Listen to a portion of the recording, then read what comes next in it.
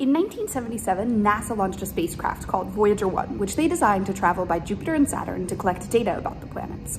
Today, Voyager 1 is still traveling, but now lies far beyond our solar system, over 24 billion kilometers away. And the crazy part is, we're still communicating with it. So how exactly do we communicate with objects in space, or with any wireless device for that matter?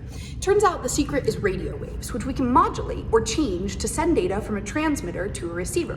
This includes things like spacecraft, but also everyday communication tools like cell phones, Wi-Fi, and Bluetooth.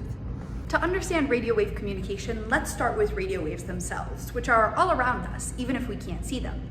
Radio waves are some of the biggest waves on the electromagnetic spectrum and are great for communication because they're relatively unobstructed by Earth's atmosphere.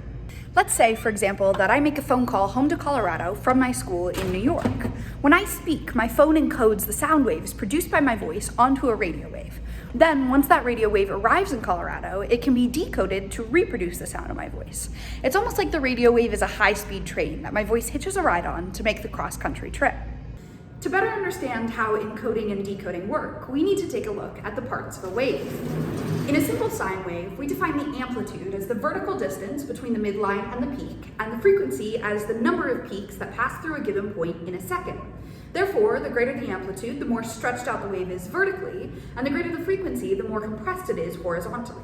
Let's continue with our prior visualization and call our red wave here the carrier wave. That's what we're hitching a ride on. Next, we'll add our blue data wave. This is the information we're trying to send, like the sound wave produced when I talk. From here, we have a couple of choices. First, we can change the amplitude of the carrier wave to match the data wave, which will give us something like this. If we overlay this resultant purple wave on top of our data wave, we can see that they have the same amplitude pattern, even though the purple wave has the same frequency as our original carrier wave. This is called an amplitude modulated, or AM, signal. Similarly, we could also modify the frequency of the carrier wave so that it matches the data wave, giving us a frequency modulated, or FM, signal. This change is a little bit harder to visualize, but you can see that the green wave gets bunched closer together as the blue wave reaches a peak, and vice versa. To try out these transformations for yourself, you can scan this QR code or use the link in the description to modify a copy of this graph. Finally, even though amplitude and phase modulation are two of the simplest encoding methods, there's also many others that are used.